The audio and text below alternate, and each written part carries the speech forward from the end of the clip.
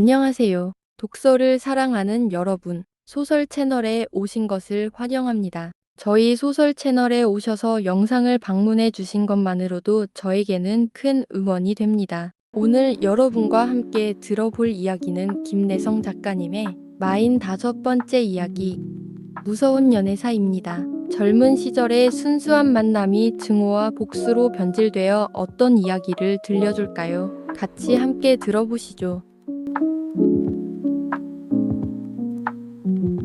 이리하여 가장 호화롭던 배경호 씨와 공작 부인의 결혼식장은 암흑과 캄캄하고 죽음과 같이 음침한 장송 행진곡으로 말미암아 공포와 신비를 남겨놓고 일대 혼잡리에 시커먼 장막을 내렸다. 그리고 사흘 후 배경호 씨의 고문 변호사 오상옥은 사무실 팔걸이 의자에 깊이 파묻혀 한 손으로 턱을 고이고 들창 박행기를 멍하니 바라보고 있었다. 오상옥 변호사의 사무실이 오늘처럼 한가해 보이기는 처음이었다. 사무원들도 모두 점심을 먹으러 나간 모양이다. 오상옥은 지금 멍하니 밖을 내다보면서 어떻게 하면 10만 원이란 돈을 마련할 수 있을까를 궁리하고 있는 것이다.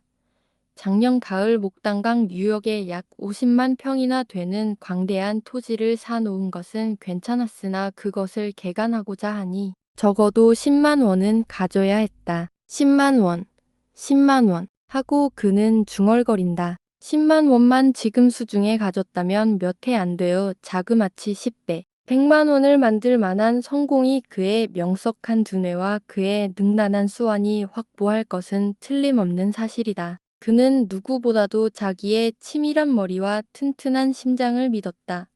그것은 그가 성대 법학부를 나온 지 아직 5년이 못 된 오늘날 적어도 민사소송이라면 90%까지 승소의 승소를 거듭해온 그의 명성과 따라서 벌써 50만 평이란 광대한 토지의 소유자라는 사실만으로 미루어 봐도 그가 결코 범인이 아닌 것만은 확실히 증명될 것이다. 그것도 그럴 법한 것이 그의 35년간의 생애란 실로 참담한 역사의 연쇄였다. 그의 고향은 평안북도 에스비다.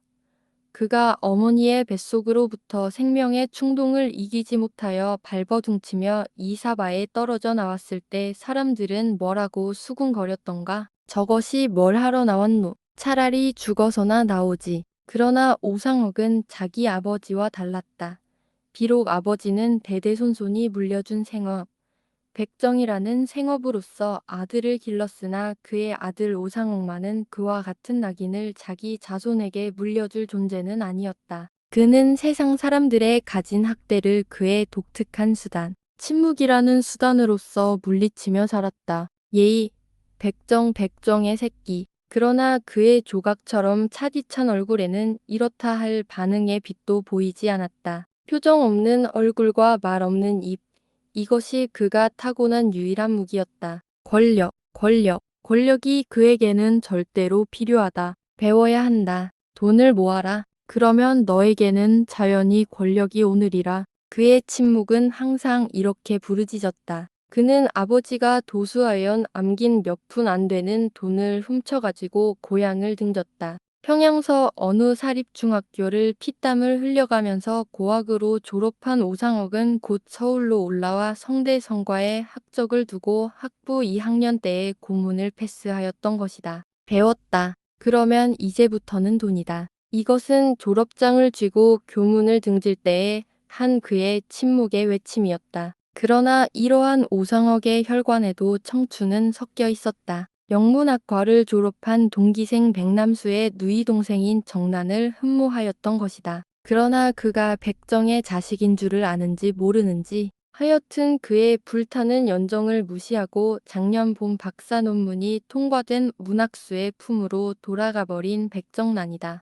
그때 테이블 위에 놓인 전화기가 요란하게 사무실을 울리었다. 오상옥은 명상에서 깨어나 수화기를 잡았다. 오상옥이 올시다.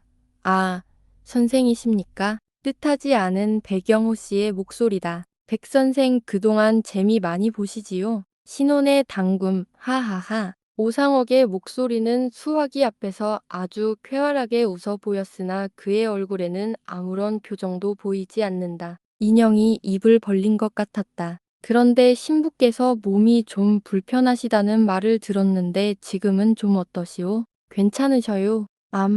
그렇구 말고요. 누구든지 더구나 부인네들이야 오죽 놀랐겠습니까? 결혼식장에서 그런 봉변을 당했으니 네, 네. 뭐? 의논할 일이 있습니까? 아니올시다. 너무 한가해서 그럼 곧 가뵙겠습니다. 네, 네. 오상옥은 수화기를 놓으면서 무슨 일이 생겼노? 하고 잠시 주저하다가 마침내 관철동 사무소를 나섰다. 배경호 씨의 저택은 삼천공원 바로 입구에 자리 잡고 있는 3층 영옥이다. 높은 콘크리트 담장과 드높은 정원과 그리고 꽃 화분이 가득 놓인 베란다는 이 집 주인의 호화로운 생활의 일면을 말하는 듯이 오고 가는 사람들의 시선을 한 번씩 빼앗는 것이다. 오상옥은 잠깐 발걸음을 멈추고 중얼거렸다. 100만 원. 선망과 질투와 그리고 자기를 덮어 누르는 그 어떤 압박에 저항하려는 듯이 그의 손끝은 성난 사람처럼 부르르 떨면서 초인종을 억세게 눌렀다. 찌르릉 하고 초인종을 울리는 소리가 안으로부터 어렴풋이 들린다. 그때 계단 저편에서 어멈 누가 오셨어요? 하는 정난의 목소리가 굴러나왔다. 오상옥의 얼굴에는 일순 긴장의 빛이 핑 떠돌았다. 이윽고 현관 문이 열리었다. 어멈은 어디로 갔는지 핑크색 원피스를 입은 정난의 얼굴이 기웃한다. 아, 오 선생. 가벼운 놀라움이 정난의 빨간 입술 위에 올라앉았다 사라진다. 백군, 집에 있습니까? 표정 없는 오상옥의 물음이다. 오빠는 지금 외출하고 없습니다. 들어오시지요. 백 선생은 2층 서재에 계셔요. 오상옥은 서슴지 않고 구두를 벗은 후 정난보다 앞서서 2층으로 올라갔다. 서재까지 안내하려던 정난은 그만 우뚝 발걸음을 멈추고 층계를 묵묵히 올라가는 오상옥의 뒷모양을 조금 새침한 낯으로 바라본다. 그러나 다음 순간 뜻하지 않았던 가벼운 동정이 그의 발과는 정반대로 오상옥의 뒤를 따라 2층으로 기어 올라가는 것이다. 어여쁜 부처님. 정나는 마음속으로 그렇게 중얼거리며 오상옥을 따라 2층으로 올라가려는 자기의 야릇한 감정을 억지로 끌어내리곤 하면서 아무 일도 없었던 듯이 공작 부인의 침실로 들어갔다. 공작 부인, 아니, 지금은 정난의 젊은 어머니 주은몽은 사흘 전 부민관 결혼식장에서 그 쩌릿쩌릿한 악마의 얼굴을 본 후부터 밤이 난 아지나 자기의 신변을 헤매이고 있는 듯한 악마의 환영을 머리에 그려보고 부르르 몸을 떨곤 하였다. 신혼의 당금도 꿀 새 없이 주은몽이 지나간 날의 행어리와 자기 사이에 벌어졌던 악몽으로 말미암아 오뇌와 뉘우침으로 날을 보냈다. 지금도 주은몽은 침대에 누워서 그 파리한 얼굴로 천장을 멍하니 바라보며 정난과 더불어 그 백도사의 일기 중 해월이에 관한 이야기를 하고 있던 참이었다. 자, 어서 이야기를 계속하세요. 그래, 그 악마가 어머니를 죽이겠다고까지 결심한 동기를 자세히 이야기해보세요. 정난은 침대 옆으로 다가와 앉는다. 그러나 독자 재근이여, 우리는 주은몽의 입에서 흘러나오는 무서운 연애사를 듣기 전에 2층 서재에서 배경호 씨와 그의 고문 변호사 오상옥 사이에 무슨 이야기가 벌어졌는가를 살펴보기로 하자. 오상옥이 2층 서재로 들어가자 배경호 씨는 그를 기다리고 있던 듯이 이거 참 우시느라고 수고가 많았소 하고 반가이 맞아들였다. 안녕하셔요. 오상옥은 테이블 사이에 두고 배경호 씨와 마주 앉으며 요즘 재미가 어떻습니까? 아주 얼굴에 화기가 도시고 10년쯤은 젊어진 것 같습니다. 하, 하, 하. 그러나 배경호 씨는 다만 빙그레하고 한번 웃어 보일 뿐이고 아무런 대답도 없다. 배경호 씨의 그 빙그레하고 웃는 웃음에는 다음과 같은 이유가 숨어 있었다는 것을 오상옥은 모르리라. 결혼한 지 벌써 사흘이나 되었으나 그는 아직 신부와 잠자리를 같이 해보지 못했다는 쓸쓸한 심정과 그 쓸쓸한 심정을 이리 뒤척 저리 뒤척 해보는 초조한 마음을 스스로 웃어보는 웃음이었다. 신혼의 행복을 즐기기보다도 먼저 그 해월이라는 도승, 바람과 같이 나타났다. 바람과 같이 자취를 감춘 악마의 칼날로부터 자기의 목숨을 건지려는 마음이 한층 더 바빴던 젊은 아내의 심정을 배경호 씨는 누구보다도 잘 이해하고 있었던 때문이었다. 그래서 그는 아내의 흥분된 마음이 진정되기를 기다리며 침실 바로 옆방인 아틀리에서 오는 6월 상순에 열릴 미술전람회에 출품할 여인군상 이라는 석고상을 만드는 것으로 자기의 쓸쓸한 마음을 달래며 오늘날까지 지내왔던 것이다. 배경호 씨는 그때 안색을 가다듬으며 오늘 일부러 오군을 청한 것은 하고 오상옥을 바라보았다. 네, 무슨 말씀입니까? 하고 오상옥은 테이블에 상반신을 내밀었다. 다른 것이 아니라 이번 여러 가지로 생각한 바가 있어서 내 말씀을 하십시오. 오군도 아시다시피 지금 우리 사학계는 적지 않은 역경의 길을 밟고 있거든. 네, 그렇습니다. 아시다시피 조선사학계의 은인이라고 말할 수 있는 장로교에서 모두 손을 떼고 저처럼 은퇴하는 이상 오직 남아있는 길은 우리의 손으로 우리의 사학을 유지할 수밖에는 없단 말이지. 그렇습니다. 그런데 그 중에서도 순전히 우리의 손으로 경영하던 해성전문학교, 내일이라도 교문을 닫아버리지 않으면 안 될 해성전문학교를 위하여 하재 70만 원을 내놓을 의사를 가지고 교장 황세민 씨와도 여러 번 교섭을 하였는데 여기에 대해서 오군의 의견도 들을 겸 법적 수속이라든가 기타 여러 가지로 군의 수고를 좀 빌셈으로 오라고 한 것이네. 그렇습니까? 그것 참 장쾌한 일입니다. 하고 오상옥은 먼저 공훈 변호사로의 찬의를 표하는 한편 그래 부인께서도 물론 그것을 승낙하셨겠지요. 하고 묻지 않을 수 없었다. 물론 승낙이 있었지. 하는 물론에 배경호 씨는 유달리 힘을 주었으며 그 힘있게 말하는 배경호 씨의 어투로 미루어 보아 100만 원의 재산과 결혼한 것이라고 세평을 받는 공작 부인에 대한 인식을 새로이 하지 않을 수 없었던 오상옥이었다. 그럼 남수군도 물론 찬성이겠지요. 아, 정난도 좋다고 하는데 애만이 하고 잠깐 주저한 후에 그러나 이미 나의 의사는 결정된 바란 암수가 불찬성해도 하는 수 없는 일이지. 그래, 거기에 대한 모든 수속을 오군께 위임할 셈으로 이렇게 일부러 오시라고 한 것이네. 이리하여 오 변호사가 배경호 씨와 2층 서재에서 70만 원 제공 문제를 토의하고 있을 즈음 아래층 침실에서는 정난과 은몽이 저 보이지 않는 악마 도승 해월이의 이야기를 하고 있었다. 젊은 어머니의 기구한 연애사는 어떠했는가? 행복해야 할 결혼이며 희망에 빛나야 할 신혼생활이지만 공작부인 주은몽의 아름다운 공상은 그것이야말로 일장춘몽의 꿈조차 꿀 새도 없이 그림자처럼 자기의 뒤를 따라다니는 악마.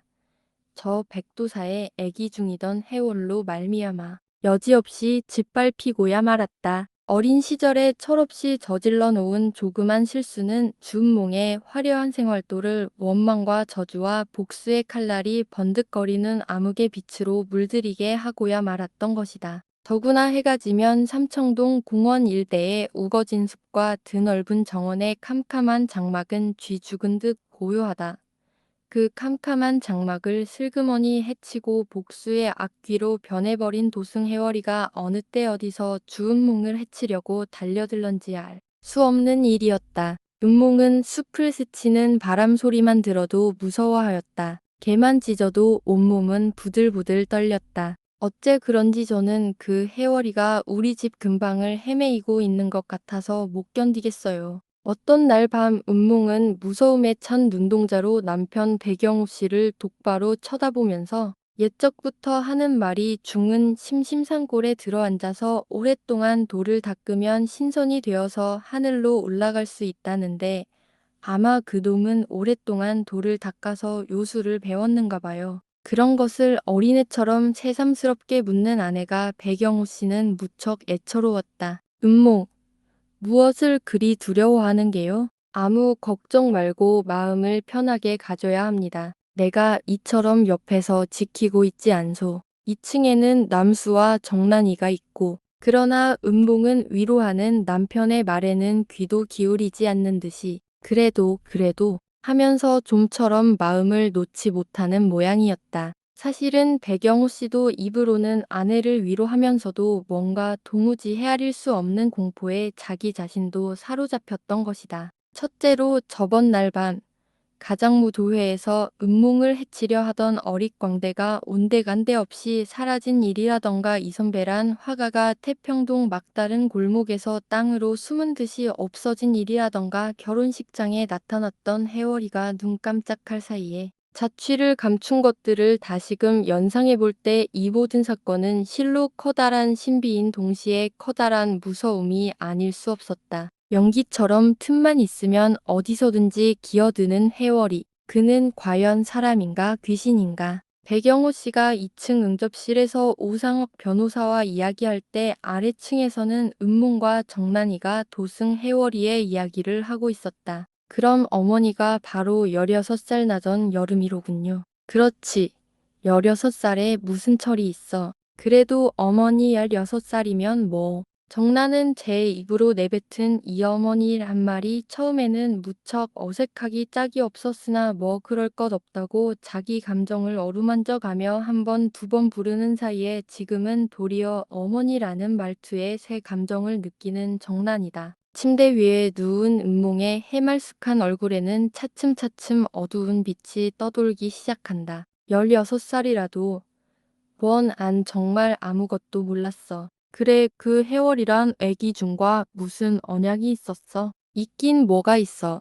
내년 여름에 또 우라기에 오겠다고 그랬을 뿐이지. 그럴 걸 그이가 무슨 큰 약속이나 한 것 같이 믿고. 아이 참, 사람이라니 어디서 어떤 실수를 저지를런지 알 수 없어. 아이 무서워. 그 지긋지긋한 중놈이 언제 또 나를 죽이려고 달려들런지. 은몽은 몸을 부르르 떨며 들창 밖을 내다보았다. 정나는 그 애기 중과 이 젊은 어머니 사이에 얽혀 있으리라고 생각하는 그 어떤 기구한 로맨스의 실마리를 끄집어낼 셈으로 의자를 바싹 침대 옆으로 당겨 놓으면서 그래도 어머니, 그이가 언젠가 어머니께 한 편지에 그러나 나는 너의 육체의 비밀을 알고 있다. 애기 중 해월이의 아내였던 사실을 알고 있다. 이런 말이 씌어 있었다면서 뭐. 정나는 약간 귀밑을 붉히며 은몽을 바라보았다. 은몽은 아무 대답이 없다.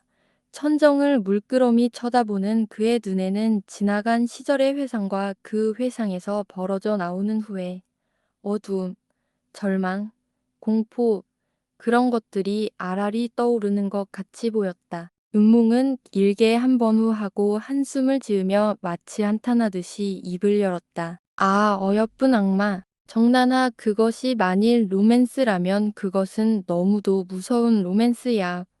공포에 찬 아름다운 로맨스. 얘기 중 해월은 그때 벌써 한 개의 소악마였었어. 뱀 앞에 개구리 모양으로 나는 그 악마에게 나의 철없는 정열을 전부 바쳐버렸단 말이야. 얼뿐 소악마. 그리고 은몽은 무엇을 생각했는지 갑자기 침대 위에 일어나 앉으며 정난한테 전부 이야기할게응. 나는 정난이를 누구보다 믿어. 나를 누구보다도 잘 이해해 줄 수 있는 정난인 줄 알아. 흥분에 찬 은몽의 목소리와 함께 그의 싸늘한 손가락이 무심중 정난의 손목을 부여잡았다. 자, 내 이야기를 좀 들어봐. 어머니. 정난은 그때 불길처럼 타오르는 어머니의 양볼과 무섭게 충혈된 두 눈을 발견하고 그렇게 불렀다. 어머니, 뭘 그리 흥분하세요. 그러나 그 너무나 열정적으로 돌변한 은몽의 태도와는 정반대로 정난의 손목을 잡은 그의 두 손은 얼음덩이같이 싸늘하다.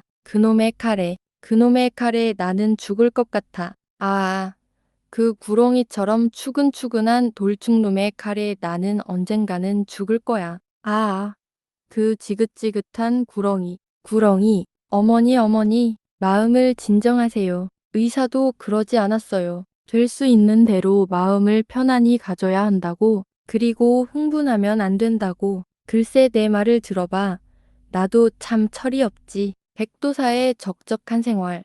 하루 종일 가야 누구하고 말 한마디를 해볼까. 매미 소리, 벌레 소리, 개울을 흐르는 물소리. 그처럼 쓸쓸한 내 앞에 미소년 해월이가 나타났어. 나는 그를 처음 보는 순간, 은몽은 애기 중 해월을 처음 보는 순간, 계집애처럼 아리따운 그의 용모가 어린 은몽의 가슴속에 아름다운 공상의 날개를 불어넣었다. 이 공상의 날개는 해월이의 가슴에도 돋기 시작하였다. 그러나 해월을 바라보는 은몽의 눈동자가 천진하고 안만한 것과는 정반대로 은몽을 쳐다보는 이의 애기중의 얼굴은 어느 때나 흐리고 침침하고 어두웠다. 그러나 그 침침하고 어둠 속에 독사처럼 불타고 있는 정열이 숨어 있을 줄이야 어찌 알았으랴. 어떤 날 오후, 나는 참 이상한 사실을 발견했어. 은몽은 어떤 날 오후, 해월이와 산골짜기를 사돌아다니다 돌아와서 땀에 젖은 셔츠와 양말을 맞은편 담 민양지 쪽에 피어있는 봉선화 잎에다 널어놓고 방으로 들어와 있노라니까 거기에 해월이가 슬그머니 나타나서 은몽의 양말을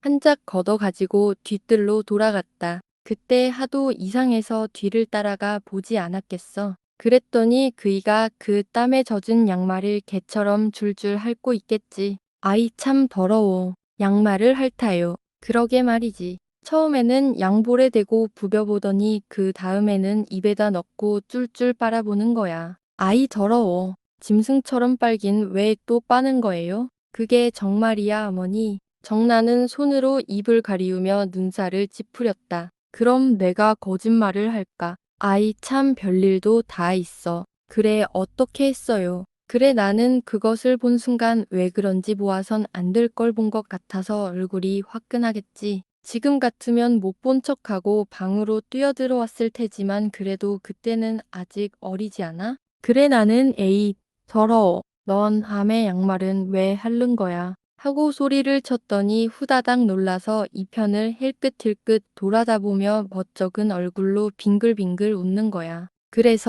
그래 그 빙글빙글 웃는 낯짝에다 침을 탁 뱉고 싶은 생각이 나지 않겠어? 어째 그런지 그런 충동을 받았어. 그래 에이 더럽다. 하고 아직도 손에 들고 우물거리는 양말작을 잡아당겼을 때는 답내가 나고 발꼬린내가 나는 내 양말작보다도 그 양말에 번질번질 발라놓은 그 자식의 침이 몇 곱절 더러워 보이는 거야. 화가 바짝 치밀겠지. 걔한테 얼굴을 핥히운 것 같아서 못 견디겠는 걸 어떻게. 그래 어떻게 했어요. 그래 양말을 도로 그의 낯짝에다 던지면서 깨끗이 빨아오라고 그랬더니 그만 머리를 푹 숙이고 양말을 든 채 개울로 내려가는 거야. 눈몽의 두 눈이 양말을 들고 머리를 푹 숙이고 기운 없이 개울로 내려가는 애기 중의 뒷모양을 바라보는 듯이 몽롱해지는 것을 정나는 보았다. 가엾다고는 생각하지 않았어요. 눈몽은 시선을 정난에게로 돌리며 응. 그렇게 생각한 나의 어린 감상이 도대체 잘못이었어. 내 몸을 망치게 된 동기가 그 부질없는 센티멘탈리즘 때문이었지. 그의 뒤를 따라 불이 나게 개울로 뛰어내려갔을 때는 벌써 양말을 깨끗이 빨아서 양지 쪽 바위 위에 널어놓고 그 옆에 주저앉아서 양손으로 턱을 고이고 소리 없이 흐르는 개울물을 물끄러미 들여다보고 있겠지. 너 화났니? 하고 등 뒤에서 그의 얼굴을 기웃하고 들여다보았더니 그때야 바위에서 일어서면서 말없이 빙그레 웃었어. 발꼬린내 나는 양말짝보다 그 계집애처럼 빨간 입술을 가진 그의 침이 더 더러울 리는 만무하지. 양말짝을 핥고 있는 그를 발견한 순간 나는 아까 얼굴이 화끈함을 깨달았다고 그랬었지. 그의 침이 한량없이 더럽다고 생각한 것은 그 다음 순간이어서 그것은 결국 성에 대한 자각이 너무도 갑작인 알을 습격한 때문이 아닐까. 정나는 얼굴이 간지러운 모양이다.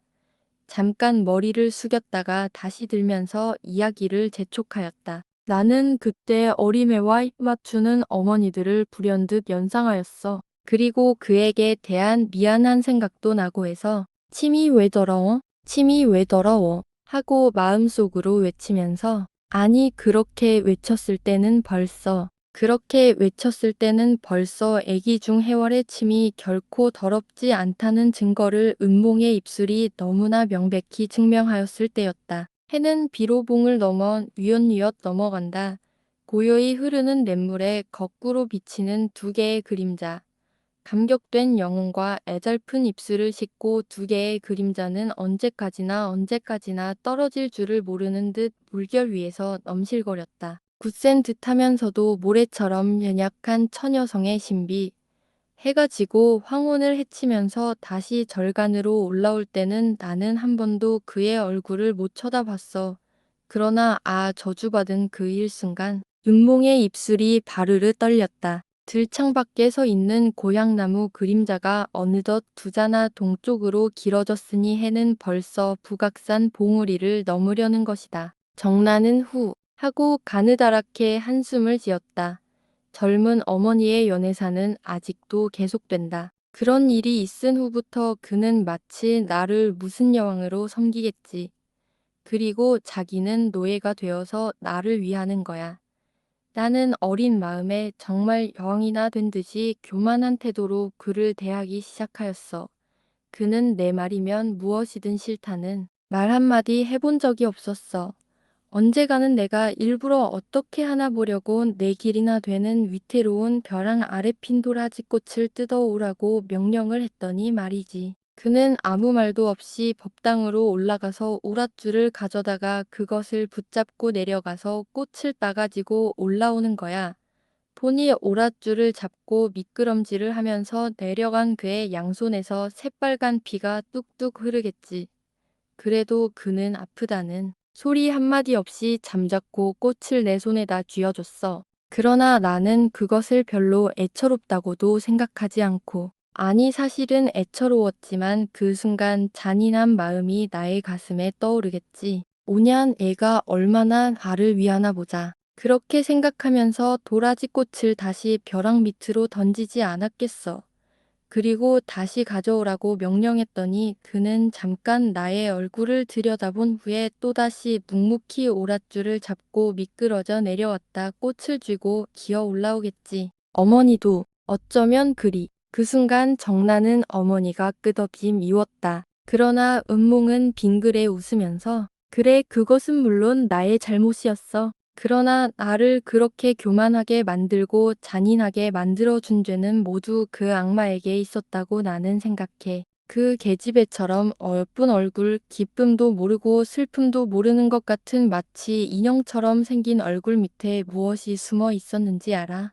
생각만 해도 온몸이 저릿저릿하게 무서운 계획이 그 표정 없는 얼굴 밑에 있었던 거야. 그는 나를 죽이려고, 죽이려고. 정나는 몸을 부르르 떨면서 그렇게 부르짖었다. 죽이긴 왜 죽여요? 어머니를 그렇게도 사랑하고 있었다면서. 사랑하기 때문에 죽인다는 것이 그 무서운 계획의 동기였어. 어떤 소설에 이런 이야기가 있지 않아? 어떤 과학자가 어떤 여자를 무척 사랑한 끝에 여자를 영원히 자기 것으로 만들기 위해 커다란 수통에다 여자를 집어넣고 거기다가 냉각 장치를 해서 수통에 물을 냉각시킨 후에 수통을 벗겨 놓았다고. 얼음 기둥 속에 꽃처럼 잠자고 있는 구원의 애상. 어느새 옅은 어둠이 방안을 점령한다. 정난과 은몽은 숨소리만 높다. 말없이 쳐다보는 시선과 시선. 애기 중 혜월이도 나를 영원히 놓치지 않을 생각으로 내년 여름에 또다시 온다는 나의 말이 좀처럼 믿어지지 않는 모양이어서 내가 백도사를 떠나는 바로 전날 밤 달빛이 희미하게 비치는 밤이었어. 나와 혜월이 저번 날 도라지꽃을 따던 벼랑 위에 걸터 앉아서 그는 내년에도 꼭 오라거니 나는 꼭 온다거니 그런 이야기를 주고받던 때야. 내가 문득 달빛에 어린 그의 얼굴이 무섭게 변한 것을 보고 마음이 섬뜩해서 바위 위에서 벌떡 일어서는 순간 무서워. 그의 두 손이 나의 목을. 은몽은 다음 말을 잊지 못한다. 지나간 날의 공포가 다시금 그를 습격하는 모양이다. 그래 어떻게 했어요? 그래 나는 힘껏 그를 떠밀고 미친 사람 모양절로 뛰어 올라왔어. 이리하여 주은몽의 무서운 연애사가 바로 끝났을 때 정난의 오빠 백남수가 한 장의 편지를 들고 흥분한 얼굴로 뛰어들어왔다. 과연 공작 부인을 위협하는 악마의 정체는 누구일까요? 다음 영상에서 어떤 이야기가 펼쳐질지 함께 들어보아요. 다음 영상에서 만나요.